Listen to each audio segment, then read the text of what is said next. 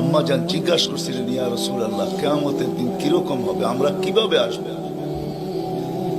তো আম্মা জানকে আল্লাহর রাসূল বলছিলেন যে হুফাতান উরাতান, পায়ে হাইটা আসবে, উলঙ্গ আসবে। আম্মা জান চিৎকার দিয়া বলছে, আলা ইয়ারা বাদুনা বাদা, আমাদের একজন আরেকজনকে দেখবে না? আল্লাহর রাসূল আম্মা জানের কোলে শোয়া ছিলেন, উঠা বসছেন, চেহারার রং পরিবর্তন হয়ে গেছে, আর বলছে, আয়েশা ইয়াউমুন আসির, আয়েশা বড় কঠিন দিন। তো দুটা চিত্র তুলে ধরছেন আম্মার সামনে, বলছে, আয়েশা কিরকম কঠিন শুনবা? কাআন্নী আনজুরু মূসা মুতালাফফিফুন বিউমুদিল আরশ ويقول ربي لا أسألك اليوم أمي ولا أسألك اليوم أختي أسألك نفسي نفسي نفسي نفسي। আয়েশা এরকম কঠিন দিন আমি দেখতেছি যেন মুসা আলাইহিস সালাম আরশের খুঁটি ধরে চিৎকার দিতেছে আর বলতেছে, আল্লাহ আজকের দিনে মাকে চাই না, বোনকে চাই না, চাই আমাকে বাঁচান, আমাকে বাঁচান।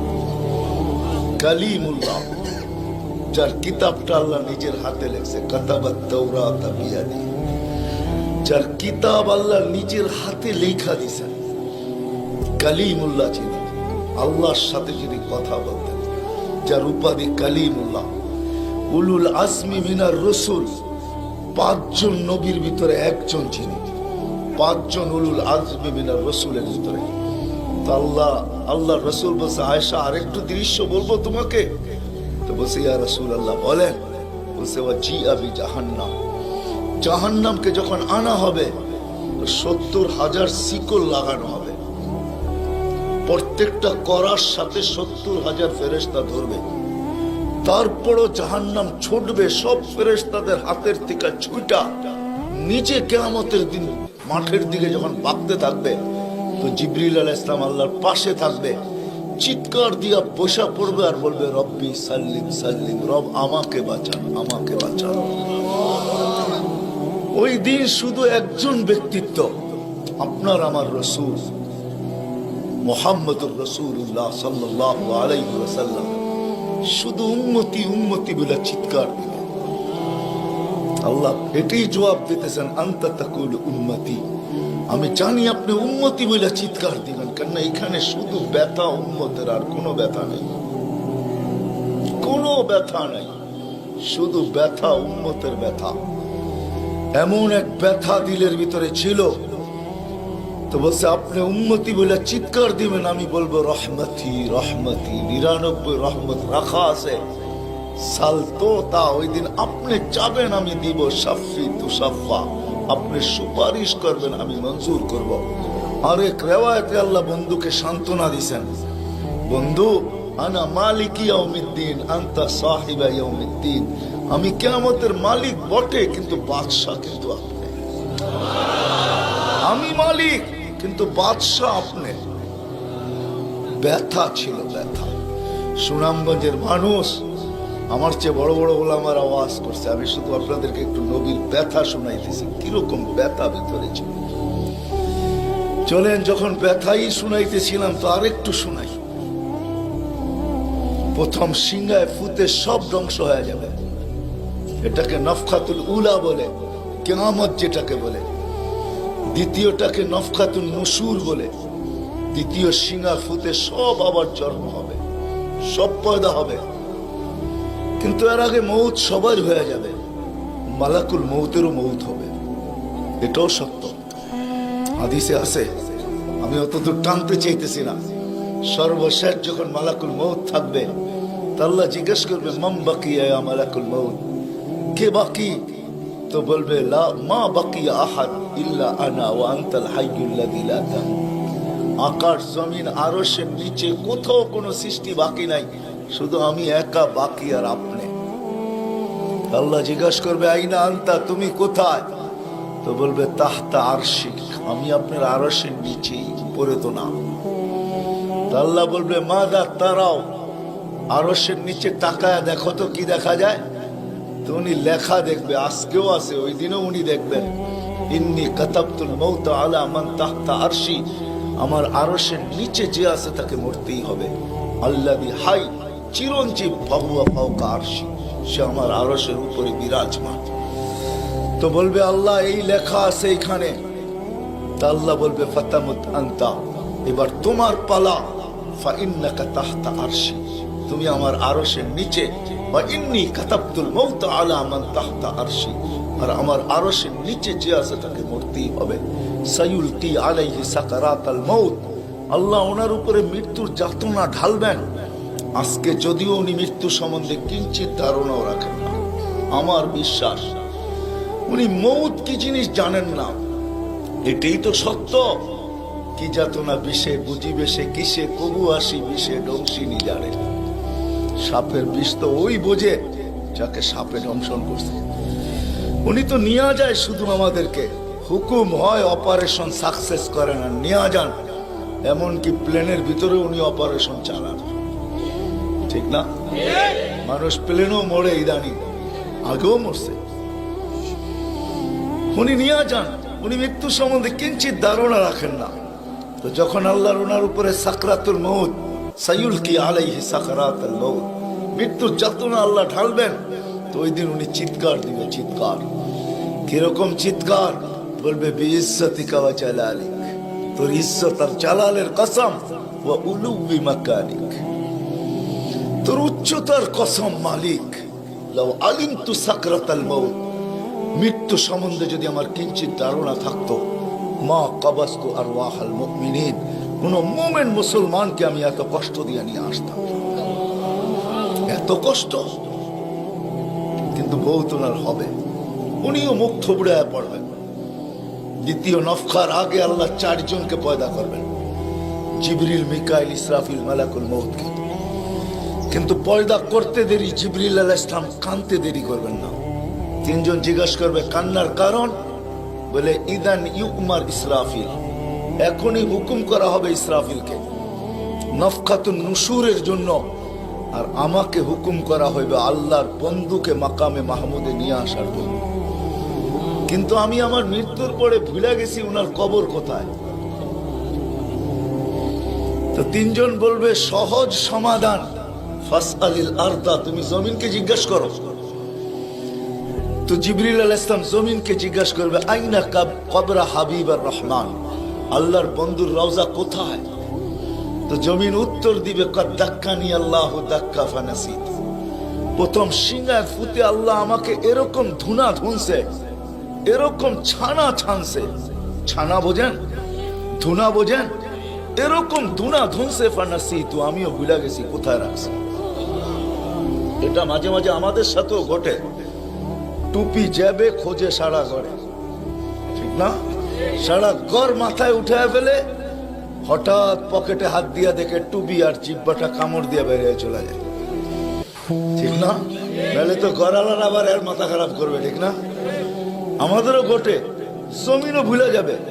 ওই দিন আল্লাহ রসুলের কবর থেকে নূর বাহির হবে, নূর নূর নূর নূর হাত্তা ইয়াসাদ আরশার রহমান, আল্লাহর আরশ পর্যন্ত পৌঁছবে। আজকে বাহির হয় না, আজকে বাহির হলে দুনিয়া দুনিয়া থাকবে না, শেষ। আজকে সুযোগ নাই, ওই দিন বাহির হয়। জিবরিল আলাইহিস সালামকে হুকুম করা হবে নিয়ে আসো মাকামে মাহমুদে, নিয়ে আস, যাবে। পরেরটা হইল সুনামগঞ্জের মানুষ বুঝার, যদি ভিতরে দিল থাকে তাহলে বুঝবেন, নাহলে বুঝবেন না। উনি যাবে, পর মারবে পর, আর বলবে তুমি হাবিব আর রহমান, আল্লাহর বন্ধু ওঠেন।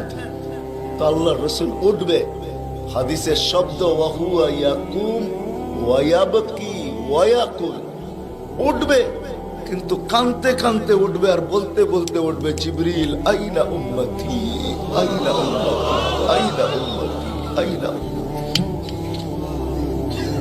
আমার উম্মত কোথায়? আওয়াসালা শাফির জাহান্নাম, আমার উম্মত কি আমাকে ফাঁকি দিয়া পুলসিরাতের কিনারে চলে গেছে? তারপরে জিবরিল তুমি আমাকে উঠাইতে আসছো? তো জিবরিল কসম খাবে বিইজ্জতিল্লাহি ওয়া জালালি মা শাক্কাল আরদা আহাদুন ইল্লা আনতা, আপনি ব্যতীত কেউ ওঠে নাই, উম্মত কোত্থেকে উঠবে? আপনি শান্ত হন, শান্ত, সান্ত্বনা দিবে, উঠবে, মাকামে মাহমুদে যাবে। কসম খোদার, ব্যথা আমি শুনাইছি আপনাদের, উঠবে, যাবে। কিন্তু মাকামে মাহমুদে বসবে না, শুধু ডাইন হাতটা রাইখা দিয়া দাঁড়ায় থাকবে। আল্লাহ জিজ্ঞাসা করবে, বন্ধু বসেন না? বলছে, না বসবো না। দাঁড়ায় আছেন কেন, হাত রাখছেন কেন? বলে, মালিক এই জন্য হাত রাইখা দাঁড়ায় আছি, এটা আমি মালিক। কিন্তু তাইলে বসেন না কেন? বলে, বসবো না। বলছে, কারণ কি কারণে বসবেন না? বলে, আমাকে বসায়া দিতে চান তাই না? আমি যদি বসি তো আমার উম্মতের জন্য ছোটবে কে, ভাববে কে, কাঁদবে কে? কে হাউজে কাউসারে যাবে? কে উম্মতের ঠোঁটে লাগায়া পেলা পান করায়া দিবে, পানি পান করায়া দিবে? কে মিজানের পাশে দৌড়াবে? পাল্লা যদি সামনে না ঝুঁকে, তাইলে দুরুদের গাঠি নিয়া, যা আমি আপনি পড়ছি নবীর উপরে দুরুদ, ওই গাঠি গুলাকে নিজের কাঁধে করে নিয়ে চলে আসবে। প্রত্যেকের নামেরটা ইমাম কর্তুবী রহমতুল্লাহ আলাইহি লেখছেন, কিতাব মোতালা করেন, ওই গাঠি নিয়ে আসবে, নিজে উঠায়া নিয়ে আসবে, উঠায়া। এই জন্যই বলছে আমার উপরে দুরুদ বেশি বেশি পড়ো। ডেলি পড়ো না তো জুমার দিন পড়ো, আকসিরু আলাইহিস সালাহ ইয়াউমাল জুমআ। জুমার দিন বেশি বেশি আমার উপরে দুরুদ পড়ো, তোমাদের দুরুদ গাঠটির ভিতরে রাখা থাকবে। গাঠটি কিয়ামতের দিন যদি পাল্লা না ঝুঁকে, তো আমি পিঠে করে উঠায়া পাল্লায় দিয়া ঝুঁকায়া দিব, ঝুঁকায়া। আবার মিজানের পাল্লায় পুলসিরাতের ওইখানে দৌড়াবে। বলছে, কে দৌড়াবে উম্মতের জন্য? যে কিয়ামতের মাঠে ব্যথা নিয়ে উঠবে, ব্যথা, ব্যথা নিয়ে উঠবে, ব্যথা। হায় হায়, যে মৃত্যু লগ্ন ব্যথা নিয়ে গেছেন, ব্যথা। কোনো ব্যথা না, কোনো ব্যথা না, নয় ফ্যামিলির ব্যথা না, হাসান হোসাইনের ব্যথা না, আলী ফাতেমার ব্যথা না, যে হাসান হোসাইন কলিজার টুকরা ছিল, টুকরা। সুনামগঞ্জের মানুষ বুঝবেন কি বুঝবেন না জানি না, দুই ভাই আসছে আল্লাহ রসুলের কাছে। আয়েশা বলছে, নানা জান আপনি উত্তম না আমরা দুই ভাই উত্তম? সাইয়্যিদুল আউয়ালিন ওয়াল আখিরিন কে জিজ্ঞাসা করে, যার সুবাদে সমগ্র জগৎ তৈরি, যার রহমতের ছোঁয়ায় সব অস্তিত্ব পাইছে, আমিও আপনাও সমস্ত সৃষ্টি, আরে সমস্ত নবী রসুল যার রহমতের ছোঁয়ায় অস্তিত্ব পাইছে, তাকে নাতিদয় জিজ্ঞাসা করতেছে, নানা জান আপনি উত্তম না আমরা দুই ভাই? আল্লাহ রসুল সাদা সিধা জবাব দিচ্ছেন, আমি উত্তম, খায়রুল বাশার, আমি উত্তম। দুই ভাই হাসা দিছে। আল্লাহ রসুল জিজ্ঞাসা করছে, আসলা কেন? নানা জান জবাব হয় নাই। মানি আমরা দুই ভাই উত্তম। প্রমাণ? আপনার আব্বা, আমাদের আব্বাজানকে চিনেন? তো বলছে, বলো তোমাদের আব্বাজান কে? আলিউল মুর্তাজার পুরা মানাকে পরিচয়। আমি সিলেটও বলে আসছি, আমার বড় আফসোস লাগে, বাংলাদেশে হাজারো ওয়াজ হয় সারা বছর, কিন্তু আজ পর্যন্ত একটা ওয়াজের ব্যানার পাইলাম না যে শানে সাহাবা, শানে সিদ্দিক, শানে আবু বকর, শানে ওমর, শানে ওসমান। বহুত কম ব্যানার পাই শানে রিসালাত, আল্লাহ রসুলের শান। চিনি না বিদায়, রাগ হবেন না, আজকে চিনি না বিদায়। প্রত্যন্ত অঞ্চল সুনামগঞ্জের সাথে আজকে যোগাযোগ বড় ভালো, আপনাদের হাইওয়ে বড় সুন্দর, গাড়ি বড় স্পিডে চলে, কিন্তু একটা দিন ছিল এখানে যোগাযোগ বড় দুর্গম ছিল। বাতিল এই সুযোগগুলোকে ব্যবহার করছে। প্রত্যন্ত অঞ্চলের মানুষ নবী জানে না কাকে বলে, রসুল চিনে না কাকে বলে। আপনারা তো শহরের মানুষ, হায় হায় আপনাদের এই সুনামগঞ্জ পাওয়া যাবে বহুত মানুষ নবীর নামও বলতে পারবে না। রাগ হয় না, রাগ হয় না, পায়ে হাত রাখে। বিদায় বাতিল এটাকে সুযোগ হিসাবে ব্যবহার করে। নবীকে যখন চিনে না, তো ভুল নবীর 2 নম্বর 22 নম্বর নবীর মালা তাদের গলায় পড়ায় দেয়। কাদিয়ানি বানাইতে সুবিধা এই জন্য। নবীর পরিচয় যদি আমাদের বাচ্চা জানতো, নারী পুরুষ জানতো, আমাদের স্কুল কলেজের ছেলেরা জানতো যে আমাদের নবী কে, তার প্রয়োজন কতটুকু, তার মর্তবা কত বড়, তাইলে কেউ এরকম দাওয়াত নিয়ে যাইতে দেরি, জুতার বাড়ি খেয়ে ফিরতে দেরি হতো। মুখ খোলার সুযোগ ছিল না আমার বড় আফসোস লাগে, দিলে ব্যথা লাগে, ব্যথা যে বাংলাদেশে হাজারো লক্ষ ওয়াজ হয়, জানি না হুজুররা দেখছে কিনা জানি না, শানে সাহাবার কোনো ওয়াজ নেই, শানে আলী, শানে ওমর, শালিয়া, হায় হায় কথা মনে উঠছে এই জন্য বলেই ফেলি আজকে। আলী রাদিয়াল্লাহু তাআলা আনহু বসা আল্লাহ রাসূলের কাছে, দুইজনই বসা, আর কেউ নাই। আমি আপনাদের কিতাবের হাওয়ালা দিব, কিতাব দিব।